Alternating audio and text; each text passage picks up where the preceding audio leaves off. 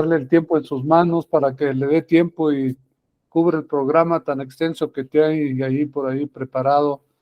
Pues que Dios te bendiga, David, y pues todo el tiempo ahora en adelante, pues de aquí en adelante para que lo puedas usar, hermano. Muchas gracias, pastor, y no sé si me permitan, oramos. Oramos, sí. Y después procedemos al estudio de la palabra, la exposición. Vamos a orar. Vamos a orar. Señor, en el nombre de Jesús, hoy delante de ti te agradecemos profundamente la libertad que tenemos para poder abrir la Biblia, tu palabra.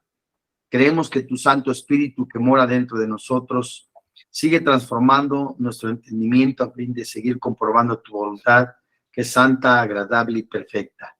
Has puesto en nuestros corazones santificarnos día a día para exaltar, alabar y bendecir tu santo nombre y cumplir tu propósito en este planeta. Hoy te alabamos, Señor, te bendecimos, te pedimos que bendigas a todo el cuerpo pastoral de Vida Nueva para el Mundo, a todo el cuerpo del Instituto Teológico Internacional Vida Nueva para el Mundo. Te bendecimos, Señor, en el precioso nombre de Cristo Jesús. Amén. Amén. Muy bien.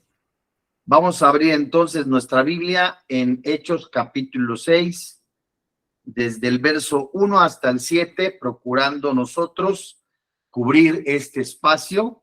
Y son 7 versículos impresionantemente hermosos.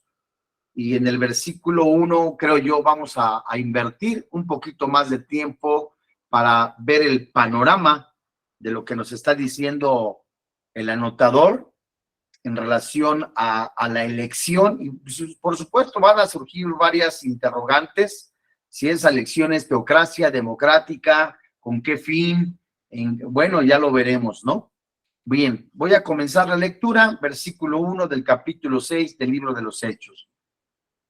Dice la Biblia: en aquellos días, como creciera el número de los discípulos, hubo murmuración de los griegos contra los hebreos, de que las vidas de aquellos eran desatendidos en la distribución diaria. Entonces, los 12 convocaron a la multitud de los discípulos y dijeron: no es justo que nosotros dejemos la palabra de Dios para servir a las mesas. Buscad, pues, hermanos, de entre vosotros a 7 varones de buen testimonio, llenos del Espíritu Santo y de sabiduría, a quienes encarguemos de este trabajo. Y nosotros persistiremos en la oración y en el ministerio de la palabra, agradando la propuesta a toda la multitud.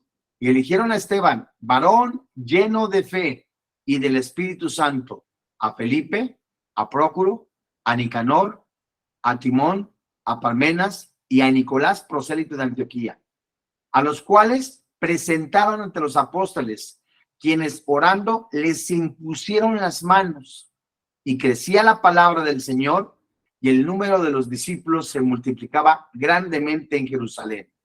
También muchos de los sacerdotes obedecían a la fe. Muy bien. La iglesia está sujeta a dificultades en el tránsito terrenal. Los peligros, los conflictos proceden tanto del exterior, esto es del mundo en donde está presente, como también internamente, bien sea por dificultades generadas por quienes, sin ser creyente, están en medio de ellos, como aquellos porque siendo, viven fuera del control del Espíritu Santo. Generalmente estos son los que están dispuestos siempre a exigir sus derechos sin renunciar a ninguna manera a ellos a favor del bien de otros y sobre todo del mantenimiento de la paz y la unidad de la iglesia. En este capítulo, el capítulo 6, aparecen unidos los 2 elementos que generan dificultades a la iglesia, junto con los exteriores promovidos por los enemigos de Cristo que se han manifestado ya en ocasiones anteriores. Aparecen también otros desde el interior de la iglesia procedentes de creyentes insatisfechos con el trato que reciben de una congregación. Unos y otros son instrumentos en manos del enemigo para inquietar a quien Dios ama. Pongámosle cuidado. La iglesia, como organismo, necesita una organización interior que puede atender a las necesidades y resolver los problemas derivados del funcionamiento propio, y abordando con la decisión las situaciones que deban de ser conducidas para hacer todo en buena decencia y orden. Por supuesto que esto no significa que la necesaria organización interna sustituya el poder del Espíritu Santo ni su acción, sino todo lo contrario, ya que es precisamente la sujeción al Espíritu Santo la característica exigida para los creyentes, ¿verdad? Que presten algún servicio dentro de la congregación. No cabe duda que en el relato histórico presenta la primera elección de quienes ejercieran el oficio de diáconos, y en base a la necesidad de tener administradores que recibieran las ofrendas y que las repartieran con equidad. Algunas personas piensan que no se trata realmente de los primeros diáconos, en el sentido de ser servidores habituales y reconocidos en la congregación, porque en capítulos anteriores, en capítulos siguientes, aparecen algunos de estos hombres llamados por el Espíritu Santo a otros ministerios diferentes. Sin embargo, es necesario hacer una debida distinción entre oficio y ministerio. Pongámosle cuidado. El oficio se establece en razón a las necesidades organizativas de la congregación, y los diáconos, como líderes del servicio, ancianos y presbíteros, como líderes de la conducción. Para que el ejercicio de los oficios se requieren condiciones personales, como el apóstol Pablo lo enseña en las que conocemos como las epístolas pastorales, y el ministerio es el ejercicio que es un don, que nosotros lo vemos en Efesios, en capítulo 4, primera carta a los Corintios, capítulo 12, Romanos capítulo 12, muy bien. Ahora, es muy importante, vemos pues que la primera manifestación de la organización interna de la iglesia es donde por necesidad del organismo se establece el oficio de diáconos conforme a las instrucciones que se establecen por los apóstoles. No debe de dudarse de la organización de las iglesias en tiempo de los apóstoles, como claramente podemos nosotros ver en la lectura de las epístolas. Pero voy a releer el versículo 1 para ir viendo también este panorama y nosotros veamos con claridad la enseñanza que el Espíritu Santo nos está mostrando de esta necesidad de los diáconos, de la repartición o de la administración, perdón, de las ofrendas, etcétera, etcétera. Muy bien, retomando, dice la palabra de Dios. En aquellos días, como creciera el número de los discípulos, hubo murmuración, póngale cuidado, hubo murmuración de los griegos. ¿Contra quién? Contra los hebreos. Acá vemos dos grupos. De que las viudas de aquellos eran desatendidas en la distribución diaria. Bueno, aquí me recuerda un poquito en la carta a los Romanos, en el capítulo 14, cuando se habla de la comida y de la bebida, y que el apóstol Pablo menciona una palabra, opiniones. La discusión no se generó por una doctrina, la discusión no se generó por una mala enseñanza, sino por opiniones personales, y que el apóstol Pablo, en este paréntesis lo menciono, el apóstol Pablo menciona la carta a los Romanos, en el capítulo 14, como una opinión que puede generar división en cuanto a la comida y a la bebida. Y regresando al libro de los Hechos, en el capítulo 6, vemos una expresión temporal indefinida que se introduce en este párrafo sobre la incidencia que ocurría en la iglesia en Jerusalén. Si nosotros notamos, la primera palabra que encontramos es en aquellos días. Bueno, no cabe duda que debe de considerarse el tiempo en que siguió el juicio contra los apóstoles, su liberación, considerando lo que se ha estudiado en capítulos anteriores. Ahora, el crecimiento de la iglesia era imparable. La predicación del evangelio, tanto el templo como las casas, traía resultado de conversiones, como dice la escritura, cada día. Y así se hace constar, ¿no? Porque la Biblia dice que los discípulos, aquí en Hechos capítulo 6, versículo 1, se multiplicaban.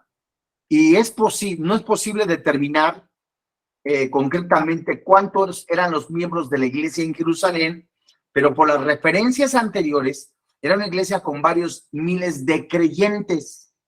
Lucas se refiere a verdaderos cristianos convertidos desde el judaísmo a los que se da el calificativo de seguidores de Jesús. Pero quiero citar el comentario de un anotador en relación a la frase como crecía el número. Él dice que la cifra era aproximadamente de 20,000 hombres y mujeres. Entonces póngale cuidado cuánta gente se congregaba, ¿no? Y la iglesia estaba formada mayormente por judíos, unos procedentes del mundo y la cultura griega, a quienes se les llamaba aquí helenistas o griegos, y otros eran de procedencia y cultura hebrea, a los que se denominaban hebreos.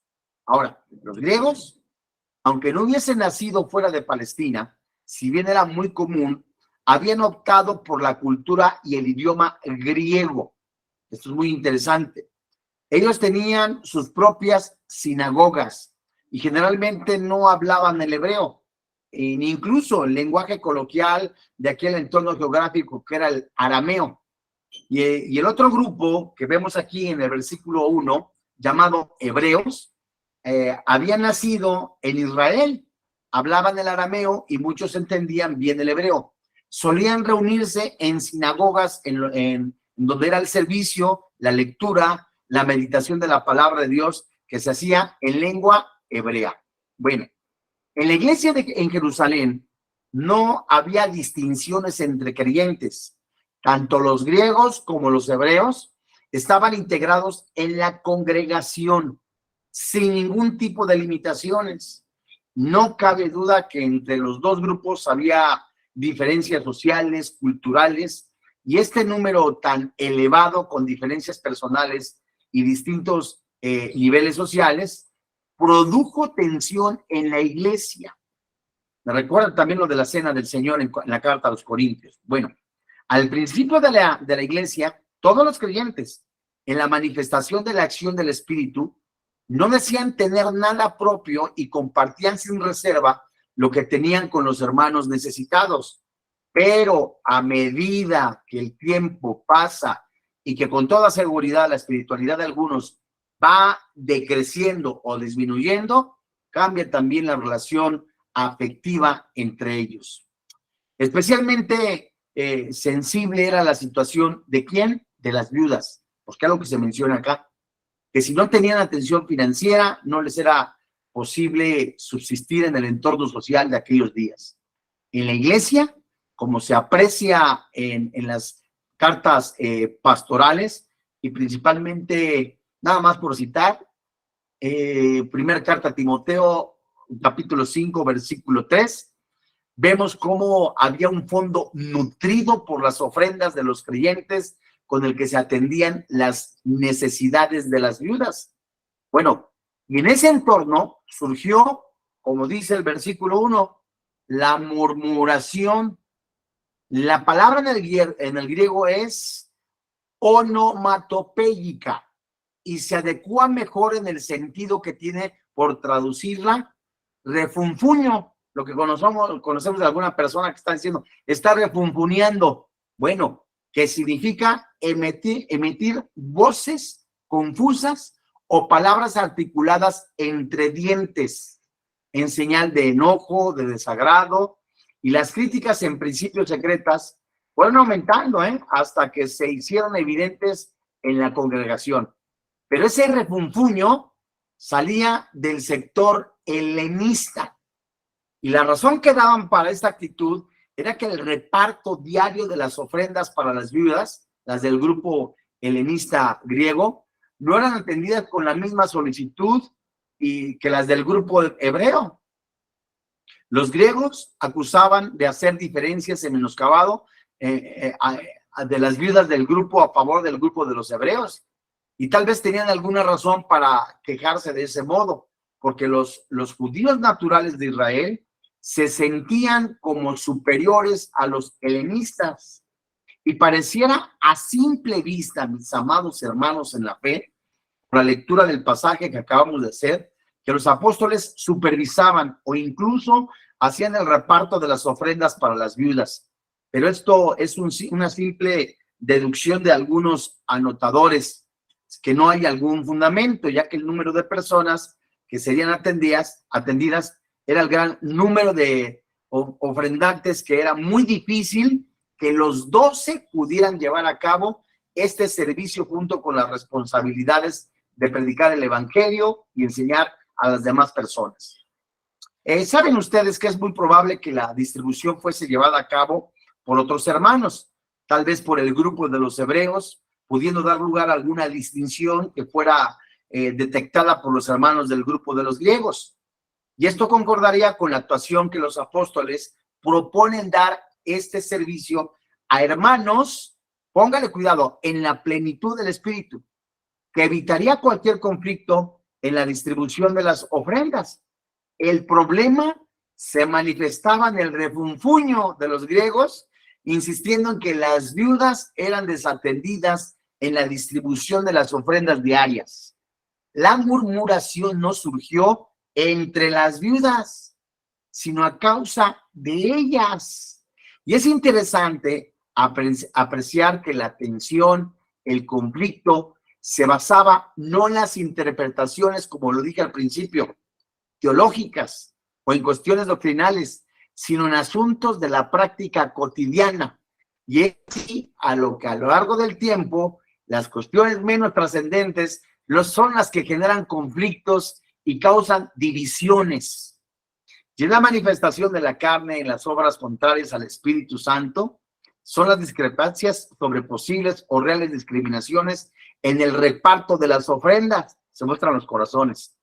Si hubieran resuelto, si quienes estaban resentidos por ello, hubieran acudido a los apóstoles o al liderazgo de la iglesia, pero en lugar de ello, como en muchas iglesias, como se puede ver en la iglesia a nivel mundial, ¿qué sucede? Se da ocasión a la murmuración, que genera distanciamiento entre creyentes, apagando la acción del Espíritu Santo. ¡Qué tristeza!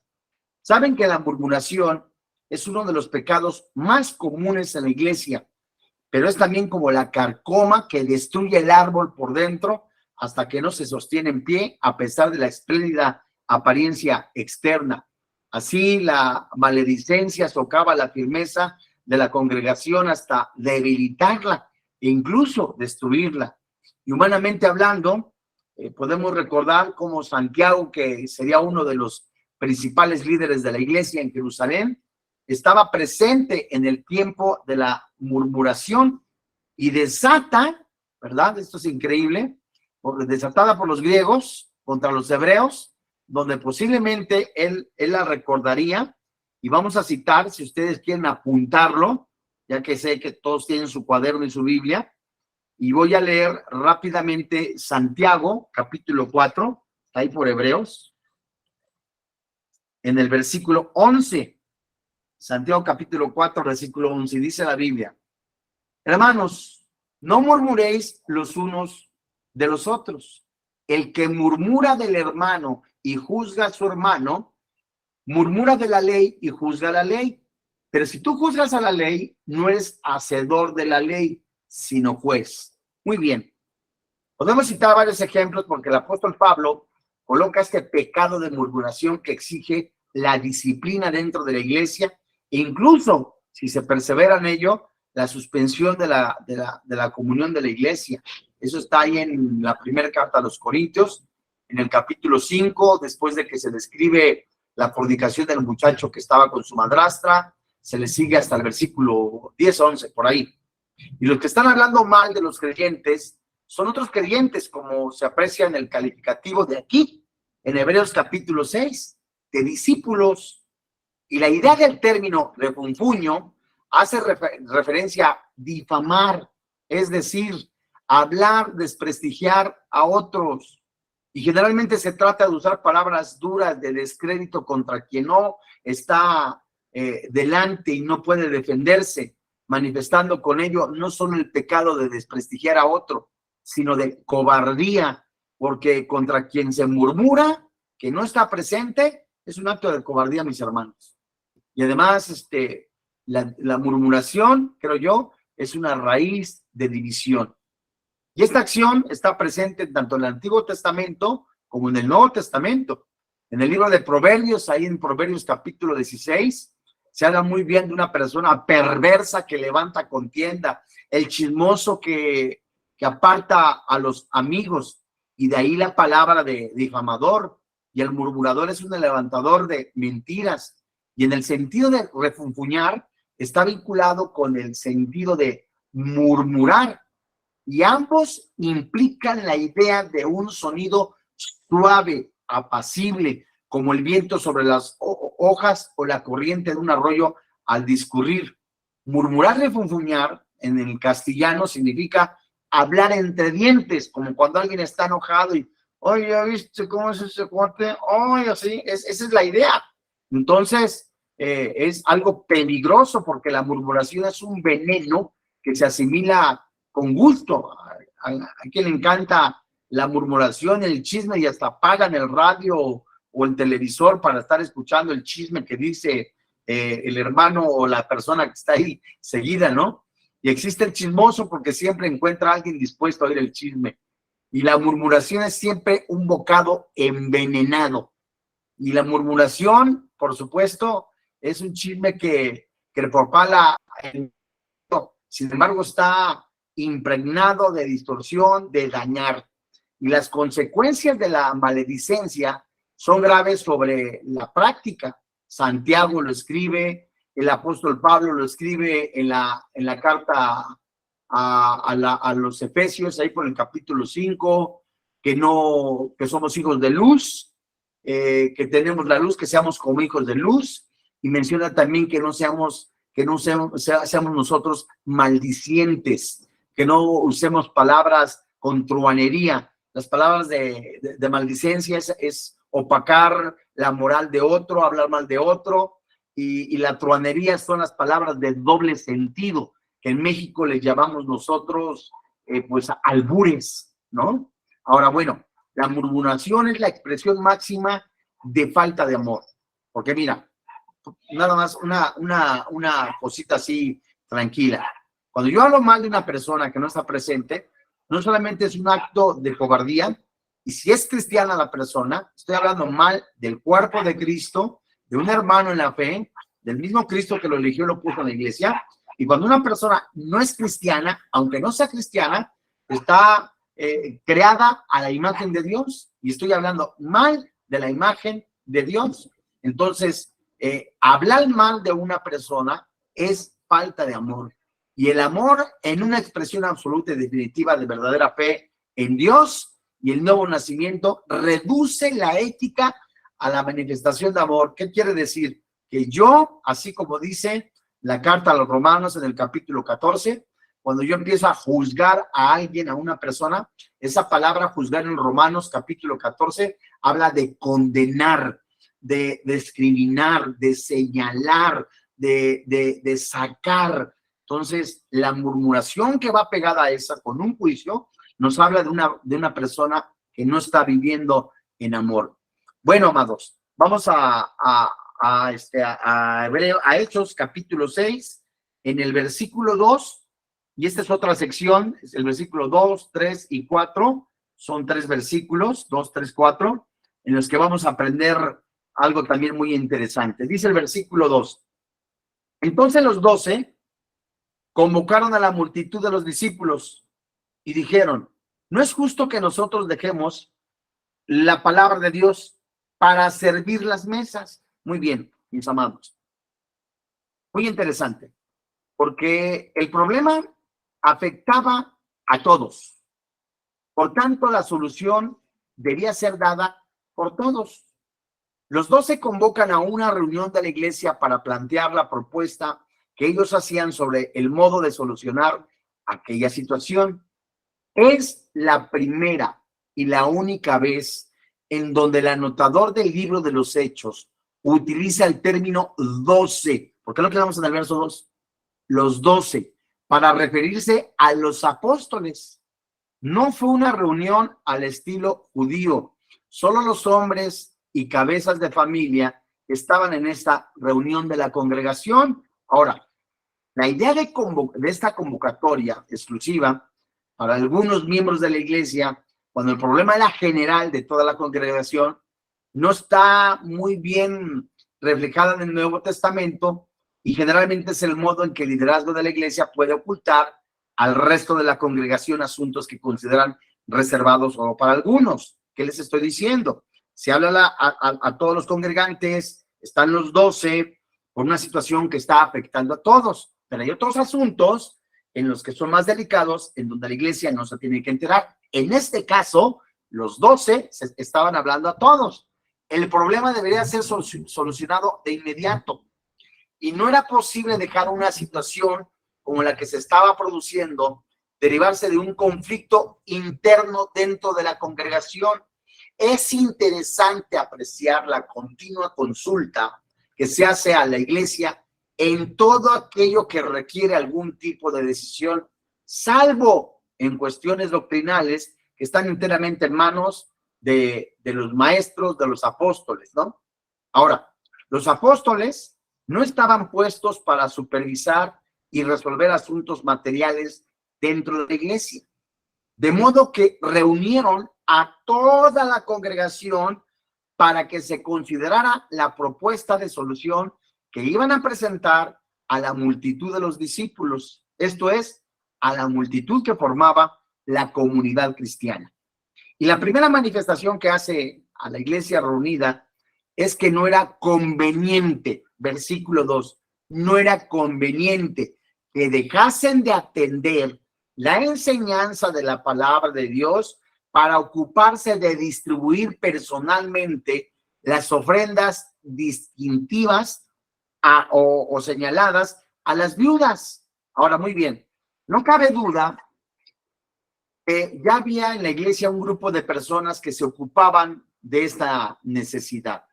Los guías espirituales de la iglesia no deben estar ocupados en asuntos materiales. Los apóstoles utilizan la palabra conveniente, que en algunas versiones traducen como justo, indicando que no es aceptable que los guías, los maestros, los instructores, los apóstoles estén atendiendo cosas materiales, lo que exigía dejar a un lado la prioridad. ¿Cuál es? Enseñar la palabra de Dios. Y estos deben de dejar labores materiales por otros hermanos, a otros hermanos, a fin de dedicarse plenamente a la conducción espiritual en el pastoreo de la iglesia. Y la idea expresada ante toda la iglesia es sumamente muy interesante. Como se dijesen, no es conveniente que dejemos de ser maestros, de ser predicadores de la palabra de Dios para convertirnos en diáconos de la iglesia. Y esta es una enseñanza que debe de ser recuperada para la iglesia hoy día, en la actualidad. Existe la tendencia en algunas iglesias de que los líderes asuman todas las funciones, supervisen todas las actividades, siendo incapaces de delegar nada que no puedan controlar personalmente. Y esto limita notoriamente la capacidad de pastorear la grey e integrar a todos los del servicio. Ahora, mis amados hermanos, otro anotador en relación donde está diciendo, no es justo que nosotros dejemos o hagamos un lado la enseñanza de la palabra de Dios para servir las mesas. Esta palabra mesa se puede referir a mesas utilizadas para asuntos de negocio, pero a las que se utilizaban para servir comidas. Muy bien.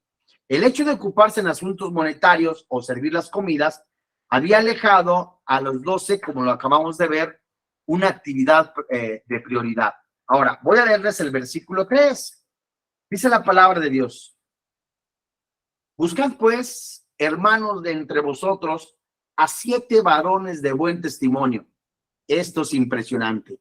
Si tú puedes subrayarlo, subráyalo. si lo estás anotando, porque acá vemos los requisitos. 1, buen testimonio, llenos del Espíritu Santo. 2, de sabiduría a quienes encarguemos este trabajo.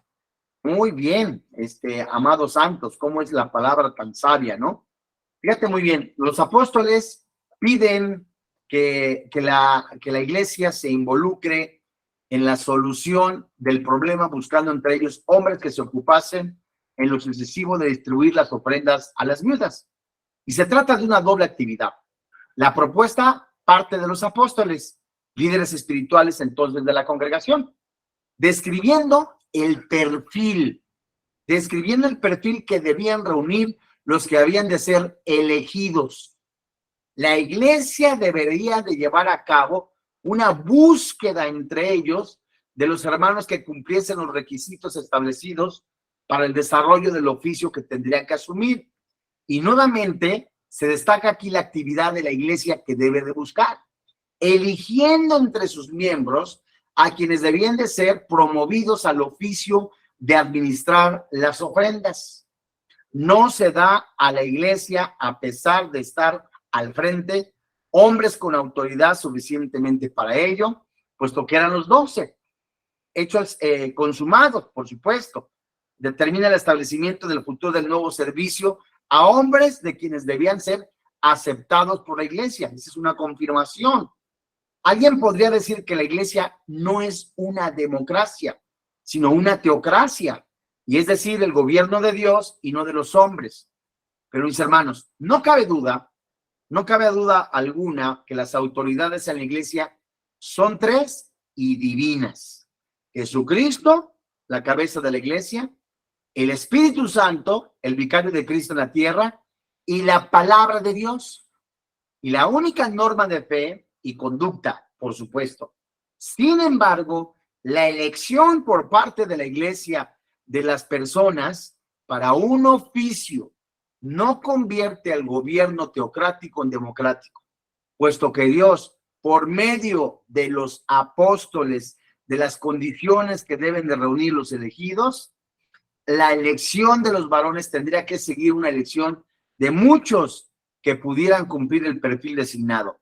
Necesariamente tuvo que haber algún sistema de elección, de votación entre la multitud para llegar a esta conclusión.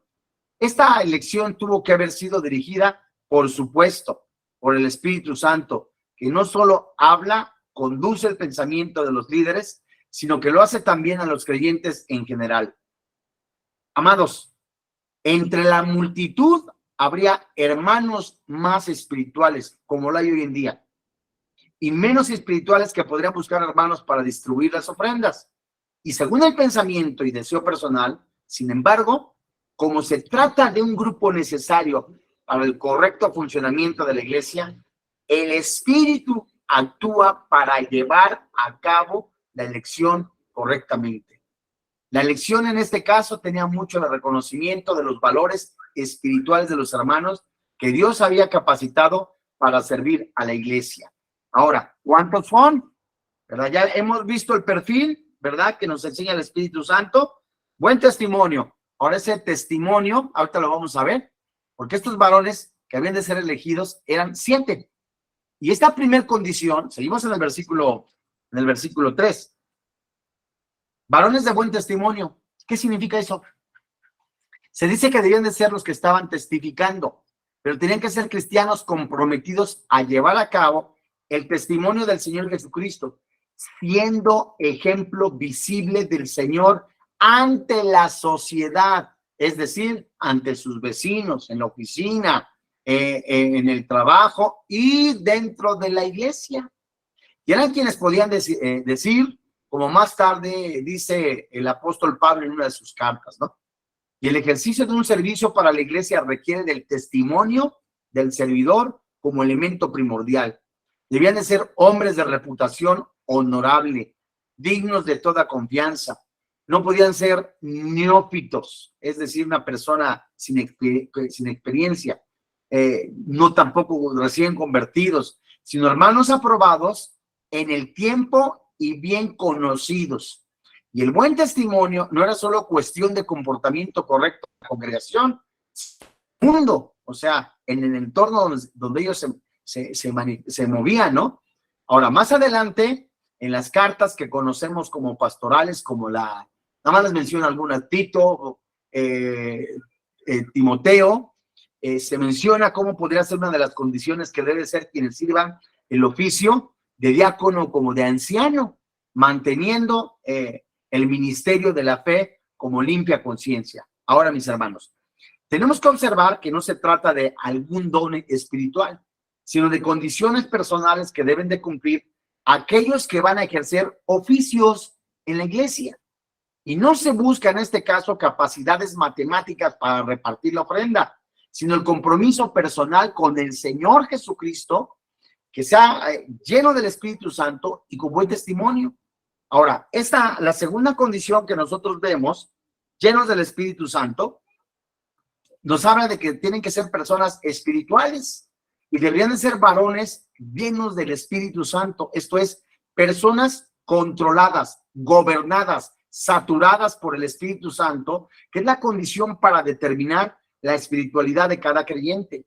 Y aunque aparentemente el trabajo a que serían llamados era material, al tratarse de distribuir las ofrendas, se convertía en una actividad espiritual al ser conducidos por el Espíritu Santo. No se trata de elegir personas asistentes a las reuniones y en cierta manera comprometidos con la iglesia y las necesidades de los pobres.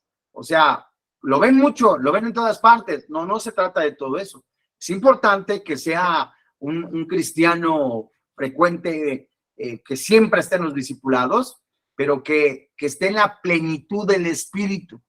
Porque una persona puede estar en todos los estudios, pero no vivir la palabra de Dios. Y el requisito segundo que nos enseña es una persona que sea lleno del Espíritu. Y en sus vidas que se manifieste, ¿qué? Amor. Y el amor, ¿verdad? Que es uno de los elementos que se muestra como fruto del Espíritu.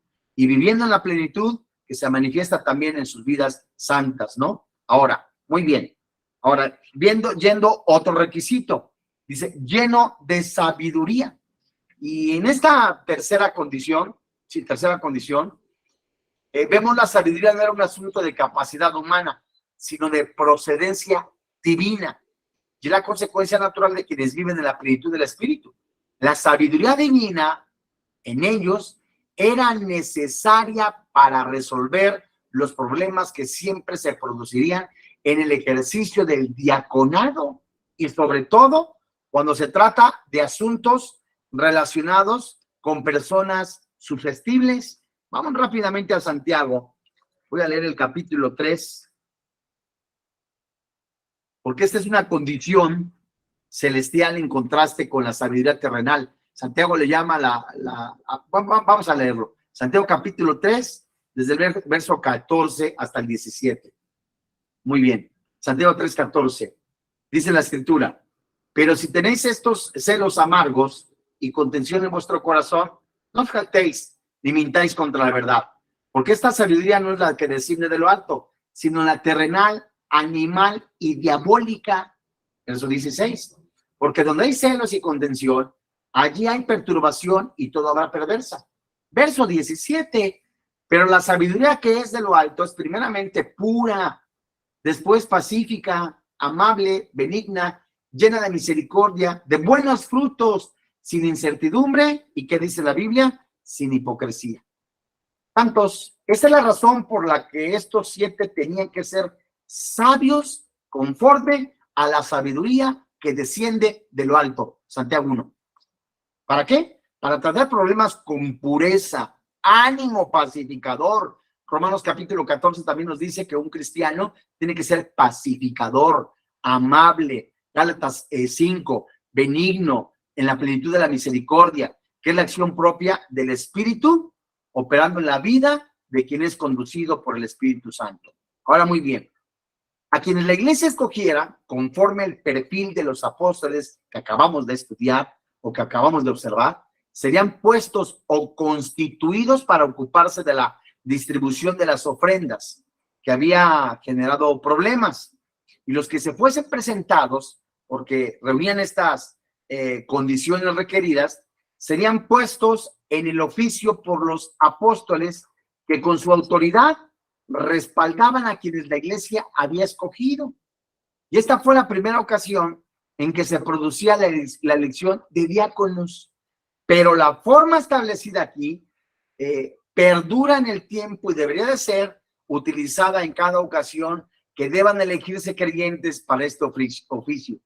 Las condiciones personales están dadas por los apóstoles, especialmente desarrolladas por Pablo en las cartas pastorales, y por tanto no hay sino que buscar a quienes reúnan las condiciones requeridas conforme a la palabra para encomendarles el servicio y reconocerlos ante la congregación.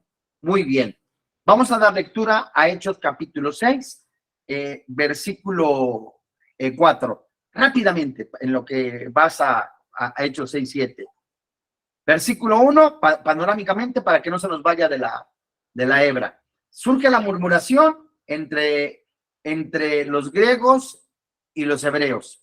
No fue por doctrina, ni fue por alguna enseñanza, sino fue por las ofrendas. Versículo 2, convocan los apóstoles, algunos anotadores dicen a más de 20,000 personas para que haya una elección dada por el Espíritu Santo para los ayudantes o estos diáconos. Versículo 3, que nos enseñan los requisitos o el perfil que enseña el Espíritu Santo para estas personas, de buen testimonio dentro de la iglesia y fuera de la iglesia, saturado, lleno, gobernado por el Espíritu Santo y lleno de sabiduría, pero sabiduría que desciende de lo alto. ¿Para qué? Para que ejerzan ese trabajo. Versículo 4. Ahora los apóstoles y nosotros persistiremos en la oración y en el ministerio de la palabra. Gloria a Dios. No hay mejor trabajo y mejor bendición que servirle al Señor. Bueno, ahora, los hombres elegidos por la iglesia y refrenados por los apóstoles liberarían a estos a cualquier actividad material para darles tiempo a su misión espiritual. Y el ministerio de los apóstoles, no solo como tales, sino como líderes en la iglesia, es el ejemplo para el liderazgo futuro. Dedicaré el tiempo a dos funciones espirituales que vemos en el versículo 4. Orar por la iglesia y ministrar la palabra. Prioridades en el pastor. La primera tarea en el liderazgo era dedicar tiempo a la oración. Bueno, mis hermanos, acá nos podemos tardar un tiempo impresionante y hermoso de la cantidad de ejemplos que nosotros vemos en el Antiguo y en el Nuevo Testamento de la oración. Podemos citar Lucas capítulo 11, versículo 1 al 13, en donde vemos nosotros la dedicación de la oración del Señor en el Sermón del Monte. Podemos repasar o recordar como la necesidad de la oración en Lucas capítulo 6, versículo 12, que Jesús oraba, Jesús alababa, en Mateo capítulo 11, la oración en la cruz del mismísimo Señor Jesucristo, en Lucas 23, en donde Jesús entrega su espíritu hablando al Padre, Lucas 23, verso 46, ¿verdad? Y quienes seguimos a Cristo debemos de vivir, debemos de estar entregados en oración, ¿verdad? Esto es algo hermosísimo, hablar con Dios. Fíjate que acá yo me acuerdo, nada más como Jesús se levantaba de mañana, oraba, estaba con el Padre, oraba, acababa de ministrar, se apartaba para estar con el Padre, y me recuerda como, nada más por mencionar, entre muchos, podemos ver la oración de Ana, la de Samuel, muchas, ¿no? Pero como en el libro de Nehemías, en un tiempo difícil, donde después que se cumple el tiempo establecido por la profecía, se van a reconstruir, va Zorobabel, luego el sacerdote Esdras y luego Nehemías en 3 peregrinajes, en el tiempo quizá más difícil que escribe el sacerdote Esdras en el libro de Nehemías, que fue enfrentar al enemigo que estaba dentro de la reconstrucción del muro de Jerusalén.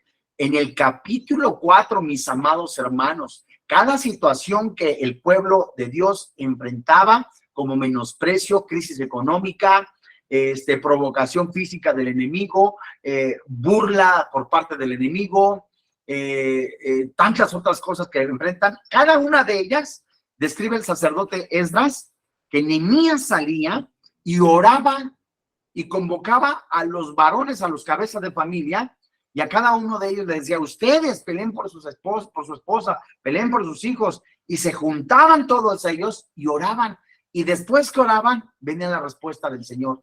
Entonces, un hombre de Dios, no porque sea pastor, pero sí porque es cristiano, tiene que estar siempre, siempre, siempre orando con el Padre Celestial, pensando en la palabra de Dios, meditando la palabra de Dios. Y en la medida que la fe nos lleva a la experiencia más íntima con Cristo, aún con el mayor conocimiento de Él, nosotros vamos a producir un desarrollo de una dimensión impresionante con Cristo. Creo yo, que entre más una persona tiene más tiempo con el Señor, pasa más tiempo con el Señor, vive la palabra de Dios, es más humilde, más el rostro de Dios se ve en su vida.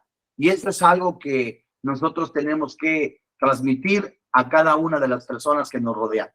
Ahora, fíjense ustedes, la única manera correcta de edificar la iglesia es predicando la palabra de Dios, que era la demanda que Pablo hacía a Timoteo. Entonces, se ocupaba de la oración, que es lo que dice el anotador en el libro de los Hechos, que deberían de persistir en la oración y en el ministerio de la palabra de Dios. Ahora, las dos cosas van pegadas, ¿no? Yo me acuerdo muy bien, hace algunos años me decía el doctor Alejandro, allá en Toluca, un mensaje, me acuerdo muy bien como si fuera ayer, un mensaje de la palabra de Dios tiene 3 elementos. La oración tiene que estar, la predicación tiene que estar empapada de la oración del Espíritu Santo, la desarrollo del Espíritu Santo y sellada con una administración. ¿Cómo me acuerdo cómo decía el doctor eso, doctor Alejandro? Y ese es, porque eso es bíblico, mis amados hermanos. Entonces, nuestra vida tiene que ir empapada de oración. En el momento el que es maestro o el que vive acá, predica también a través de sus hechos. Ahora, como estamos hablando de expositores de la palabra de Dios, vemos que la palabra de Dios es viva, es implantada, sembrada en el corazón, que salva al hombre, como lo enseña Santiago en el capítulo 1. La palabra es implantada en el creyente, al cual Dios habla y debe ser recibida con mansedumbre.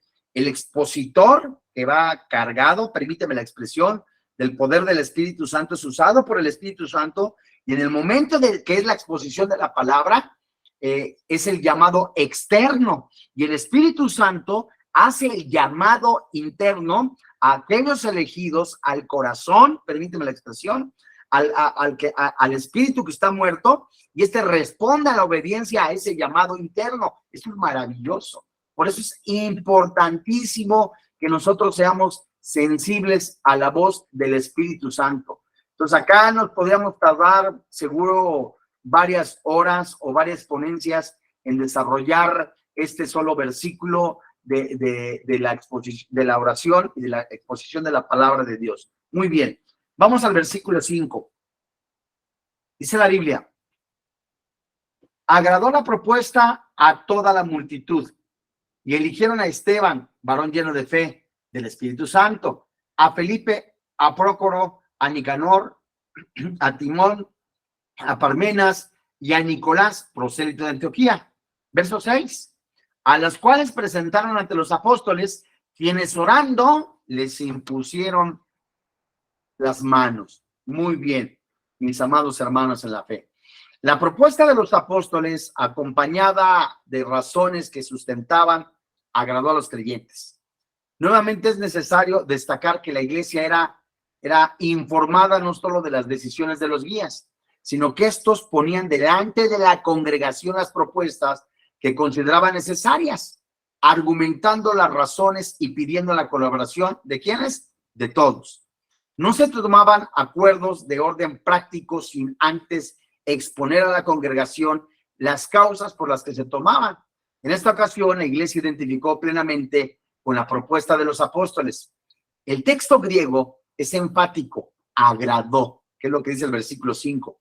Es decir, estuvieron de acuerdo con lo que los apóstoles proponían, denotando que una armonía entre los apóstoles y la congregación. Con aquella decisión, las tensiones en la iglesia iban a quedar superadas. Bueno, y siguiendo las instrucciones de los apóstoles, la iglesia comenzó a buscar entre sus miembros los que reunieran estas condiciones establecidas para ocupar el oficio, ¿de qué? De diáconos. ¿En qué? En la distribución de las ofrendas. ¿Para quién? Para las viudas. Y posiblemente en esta sección demoró algún tiempo, yo no lo sé cuánto fue, teniendo en cuenta la dimensión numérica de la iglesia y los muchos creyentes que reunían las condiciones exigidas por los 12. Ahora, esta selección recayó sobre 7 varones, cuyos nombres acabamos de dar lectura. De la mayoría no se sabe nada más que la mención del nombre de ese lugar. Y otros aparecen más adelante relacionados con actividades y compromisos de servicio en el evangelio. Pudiera ser que los nombres, que la elección recayó sobre judeocristianos helenistas. Y en este sentido se aprecia la sabiduría de la elección, ya que el problema fue planteado ¿por quién? Por los helenistas en la relación con sus viudas. Ahora, vemos en primer lugar al nombre de Esteban, quien se dice era un hombre lleno de fe, ¿verdad? Y de espíritu. Su fe le impulsaba a predicar resueltamente la palabra, a discutir con los religiosos de su tiempo, concluyendo su experiencia de fidelidad, siendo el primer mártir de la iglesia, de acuerdo a lo que dice también el libro de los Hechos. Vemos después a Felipe, ¿verdad? Que aparece ejerciendo el don de evangelista, predicando en las ciudades de la costa. Luego vemos a Prócoro, que aparece en tradiciones posteriores como ayudante del apóstol Juan. Vemos también en cuarto lugar a Nicanor, del que no se tiene ya ninguna referencia, ni bíblica ni histórica. Luego vemos a Timón, con el que ocurre lo mismo con el anterior, no se sabe nada de él. El sexto es Parmenas, se identifica una situación de las anteriores. Y finalmente vemos a Nicolás, y Nicolás, de quien se afirma su condición gentil, originalmente convertido al judaísmo, de ahí la indicación de prosélito de Antioquía de Siria. Ahora, mis amados hermanos, por el otro lado, la contraposición podría apreciarse aquí, el desinterés de los hermanos procedentes en distribuir el dinero. Sin embargo, la enseñanza principal de la razón de la aceptación es que fueron elegidos, no importa de qué grupo procedieron. Eran hombres llenos de el Espíritu Santo, por tanto, aptos y confiables al servicio que iban a prestar. Ahora, mis amados, los 7 escogidos, conforme a las indicaciones de los apóstoles, fueron llevados ante ellos. Y estos, los apóstoles, dan por buena la elección de los 7. Vamos a leer el versículo 7, ¿verdad? Para poder ir cerrando. Dice la palabra de Dios. Y crecía la palabra del Señor, y el número de los discípulos se multiplicaba grandemente en Jerusalén. También muchos de los sacerdotes obedecían a la fe. No, antes de que se me vaya la hebra, la expresión le impusieron manos rápidamente es para estar de acuerdo en obediencia y con el Señor, en que Dios los ha elegido. Muy bien.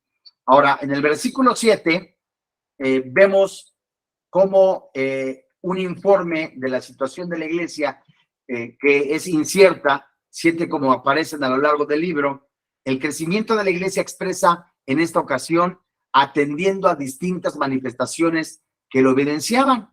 Y esta consistía en ¿qué? En el crecimiento de la palabra de Dios o la palabra del Señor, ¿verdad? Entonces, la necesidad estaba creciendo y Dios bendecía el ministerio de la palabra y la evangelización de manera que el número de discípulos, esto es, los creyentes que seguían a Cristo, lugar donde habían concentrado los esfuerzos, los 12, y donde habían consolidado y establecido una gran iglesia. Amados, en concreto o en corto, ¿qué nosotros podemos ver? Que cuando una persona, una familia, una iglesia, una comunidad cristiana está haciendo las cosas en orden, si es voluntad de Dios, Dios añade día a día a los que han de ser salvos. Rápidamente, versículo 1, hay una murmuración, entre los griegos y los hebreos, no por la doctrina, no por la enseñanza, sino por las ofrendas. Versículo 2. Los apóstoles mandan llamar, de acuerdo a algunos anotadores, a más de 20,000 personas que son la congregación para buscar a siervos que tengan 3 elementos: buen testimonio, llenos del Espíritu Santo y de sabiduría que viene de lo alto. ¿Para qué? Para darles este trabajo. Para que los maestros, para que los apóstoles se ocuparan en la oración y en el ministerio de la palabra de Dios. Escogen a estos 7, que a final de cuentas el Espíritu Santo es quien los elige. Y al hacer esto en orden, Dios va confirmando la obra, como creciendo la palabra de Dios y el número de los discípulos. Amados santos. Doctor, a sus órdenes. Muchas gracias, David. Esperemos si hay alguna pregunta que haya antes de despedirnos para que el pastor les pueda contestar, hermanos. Nada más, ya saben, alzando la mano. A ver, Alfonso Uribe, adelante, hermano. Buenas noches, doctor Alejandro, pastor David, qué gusto saludarte también por acá. Gracias. Una pregunta, pastor, me llamó muchísimo la atención y obviamente vamos empezando, tú mejor que nadie lo sabes, en la iglesia y todo esto. Me llamó mucho la atención cómo en la iglesia que tú mencionabas, cómo es que cómo se desarrollaba y cómo se elegía a las gentes para poder servir a Dios. ¿En la iglesia actual se maneja igual o cómo es, pastor? Perdón por mi ignorancia, digo, llevo muy poco en la iglesia, pero sí me surge esa duda, ¿cómo es que se da esa elección, vaya? Porque pues a mí se me hace algo hermoso el poder servir en la iglesia, poder servir a Dios y servir a nuestros hermanos, pastor. Acá, respetuosamente, el doctor Alejandro Dusin, que es el fundador de Vida Nueva para el Mundo, es el que nos puede dar esa respuesta, y porque él ha visto desfilar pastores, él ha visto desfilar ministros, y él yo creo que nos puede dar esa respuesta como anciano de la iglesia. Y le agradezco mucho. Como fundador de Vida Nueva. Mira, desde el Antiguo Testamento, Dios, cuando le manda a Moisés que construya el tabernáculo, no sé si has leído esa parte, Alfonso, Sí, le muestra un diseño, o sea, le da un plano ya hecho. Es como tú quieres construir una casa, ya el arquitecto, bueno, tú le dices al arquitecto cómo hacerle y eso, pero hay un plano para construirlo. Ese plano para la iglesia fue hecho desde antes de la fundación del mundo, cuando Dios hizo la planeación de del universo mismo.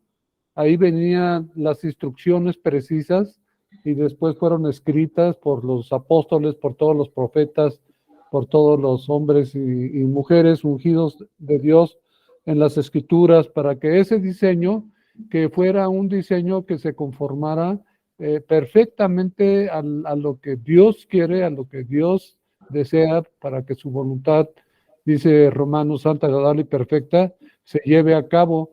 Entonces, lo único que a nosotros como pastores tenemos que hacer es seguir las instrucciones escritas de Dios en la Biblia. Por eso hay que conocerla, hay que estudiarla, hay que esperar para que el Señor con la oración, con una cercanía, una comunión cercana a Él, te revele el Espíritu Santo cuál es lo que Dios quiere que nosotros hagamos.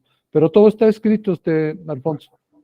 No podemos salirnos de la escritura, porque ese ha sido el problema, pues, que se ha presentado a través de la historia, ¿no? En las diversas denominaciones que se salen de las instrucciones, y pues el manual es muy claro como para que tengamos que hacer uso, pues, de qué dijo fulano de tal y qué escribió aquel, y opiniones tanto de filósofos, historiadores, como escritores de diversas corrientes de pensamiento, como para tomarlas antes que lo que la palabra de Dios enseña. Pues ese ha sido el error, y por eso tenemos que precisamente estar atentos a lo que Dios dice. Por eso casi toda la escritura, desde el Shema de Israel, de Deuteronomio 6:4, oye Israel, Jehová tu Dios, uno es, oye, sí, oye la escritura, implica un estar atentos a lo que Dios nos quiere enseñar y mostrar. ¿Sí? ¿Te responde esto, Alfonso, la pregunta? Sí, pastor, sí, claro que sí, doctor, perdón. Sí, doctor, claro que sí, le agradezco mucho y pues la verdad es que, digo, vamos empezando, estamos muy cerca del pastor David y él sabe de antemano que, bueno, pues yo sé que son muchos años y mucho estudio y obviamente, como usted bien lo mencionó, la palabra de Dios es la principal. Y bueno, pues ojalá que algún día tengamos esa posibilidad. Digo, de verdad nos manifestamos como nos dice el pastor David, como bebés todavía en este ámbito, doctor. Y bueno, pues estaremos muy atentos y la verdad con todo el ánimo, mejor Oye, disposición de oye, poder David, servir una a pregunta que Dios. me hacía tu hermano el otro día ahí en el versículo 5, que si este Nicolás, prosélito de Antioquía, ¿no fue el que después lo hicieron Santa Claus? Y era San Nicolás. Sí, era San Nicolás. Quedan dudas, ¿no? Porque después sacan cada pregunta, así que... No, Bueno, si no hay alguna otra pregunta, hermanos, que por ahí de alguno de ustedes quieran preguntarle al pastor David, adelante, hermano. Alejandra Astorga, adelante, hermana. Hola, buenas noches, pastores. Pues mi pregunta es aquí también conforme a lo que habla del servicio. Entonces, toda la congregación, todos los hermanos tenemos dones y talentos, y entonces se supone que todos tendríamos que servir en una congregación. Y otra cosa es, pues que vemos como, o ustedes ven esa falta también de disposición, no sé, como una problemática dentro de la congregación. Sí, bueno, en Efesios capítulo 4 que se muestran los dones, en primera carta a los Corintios, en Romanos capítulo 12 se nos enseñan los dones, y eso es muy importante, Ale, porque todos somos un cuerpo, dice Pablo, un edificio, no sobra ni falta ni uno, el Espíritu Santo los pone dentro del cuerpo y tienen diferentes actividades. Todos formamos parte del mismo cuerpo, pero cada uno tiene diferentes funciones. Entonces, no todos son apóstoles, no todos son profetas, no todos son evangelistas, y todos, dice Efesios capítulo 4, le dio dones a los hombres, dice el apóstol Pablo, después de que para algunos controvertida enseñanza de que Jesús bajó al centro de la tierra y que dio el triunfo a los ángeles caídos, regresa con el triunfo de la victoria que venció a la muerte y da dones a los hombres. Todos tenemos dones, entonces, ¿cómo descubrirlos? Oración, comunión con el Señor, y pareciera que hasta algunos años, parece que fue ayer, el doctor Alejandro me decía, ¿cómo te vas dando cuenta? El Señor va confirmando el llamado, el Señor va confirmando el don, y en medida que uno es fiel al Señor, fiel al ministerio, pues se va confirmando ese don. Sí. Muy bien, muchas gracias, David. ¿Alguien más, con alguna duda, alguna pregunta antes de despedirnos? Ya estamos a punto de irnos a todos a Memí. Ajá. Que sí levanté la mano, pero no sé si lo vieron. Ah, Abraham. Adelante, Abraham. Se habla de que son 3 requisitos, pero yo defino que se dieron 3 requisitos a las personas que iban a seleccionar. Esos eran los 3 requisitos para ellos, pero a ellos se les dijo 7 varones, así que es un puesto o es un oficio exclusivo de varones, y fue que Febe después sirvió como diácono por las carencias que ve dentro de la iglesia. Sí, si te acuerdas, dije que era el perfil. Ajá. Es el perfil que tiene que tener de acuerdo al versículo 3, que de buen testimonio, llenos del Espíritu Santo, de sabiduría, para que se queden en trabajo. Y si te acuerdas, y si por ahí le anotaste, mencioné la primera carta a Timoteo y mencioné a Tito, donde se mencionan los requisitos para alguien que quiera el diaconado o el obispado. Entonces, ¿qué es lo que ocurre acá? Son diáconos que son muy parecidos los requisitos. El perfil es uno, los requisitos son otros: marido de una sola mujer, apto, idóneo, etcétera, etcétera, que están en las cartas pastorales. Ahora, sí es cierto, o sea, acá son diáconos. Mira, aquí nosotros podemos no caer en una disertación, pero el diaconado, creo yo, es también para mujeres. Hay maestras que enseñan Biblia. Hay maestras, hay mujeres expositoras o predicadoras bajo la cobertura del varón del Espíritu Santo. Entonces, si no, yo pienso eso, me puedo equivocar, ¿verdad? Si no hubiera un diaconado para mujeres, entonces que no enseñen Biblia. Pero si lo vemos claramente, como la mujer del libro de los Hechos, que es descrita, que se sorprende porque ahí está Pedro, le cierra la puerta, pues ábrele, ¿no? Es lo curioso de Febe, pero en realidad yo creo que este es un perfil para hombres servidores. En este caso, aquí en el libro de los Hechos, habla de varones. Y si nos vamos nosotros a otros pasajes, habla de mujeres, de diaconado. Muy bien. Ok, le agradezco la respuesta, porque sí, por un momento yo pensé que era básicamente para hombres, pero que se había llevado simplemente a recurrir a mujeres por carencia de hombres dispuestos dentro de la iglesia. Es la conclusión a la que yo había llegado, pero le agradezco mucho por respuesta. ¿Te enredé más o estuvo claro? No, sí estuvo claro, estuvo claro. Y aunque el llamado es para hombres, aquí es para hombres. Varones se menciona, pero vemos en otros pasajes mujeres que enseñan Biblia, entonces que son diaconisas. Entonces, veamos también el contexto, ¿no? Porque te digo, podemos llegar sin llegar a una disertación, que si hay pastoras, que si hay profetas. Bueno, ese sería otro asunto.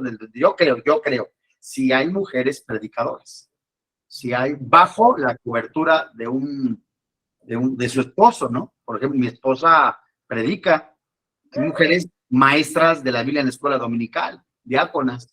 Entonces, ¿el liderazgo quién lo lleva? El varón. Ahora vemos que la necesidad en el libro de los Hechos no es de servidores, pero de la distribución de la ofrenda. ¿Para quiénes?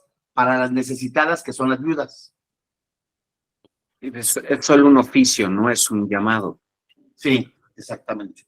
O sea, un diácono no va a dar consejería matrimonial. Pues bueno, en corto puede ser, hay muchos puntos que podemos tratar, como te decía, depende de la madurez que tenga la persona, pero siempre, como te menciono, el varón es la cabeza. O no sé qué nos diga el doctor Alejandro, si la mujer puede dar consejería, yo creo que sí, a otra mujer. O sea, Sí. A otra, no a un hombre. Pero dentro de los oficios del diácono sí está eso, sí está el dar consejerías o el predicar, cuando es un oficio. Es un servicio. Si quieres, bueno, ¿qué voy a hacer? Voy a hacer un resumen de la clase, porque lo di al principio, la diferencia entre el diácono, el obispo y de las citas. Entonces vale la pena resumirlo, lo resumo y se los paso, se lo doy a Ale para que se los haga llegar. Y quede, No. no se olvide, ¿no? Sí, de hecho voy a volver a ver la clase cuando la pongan.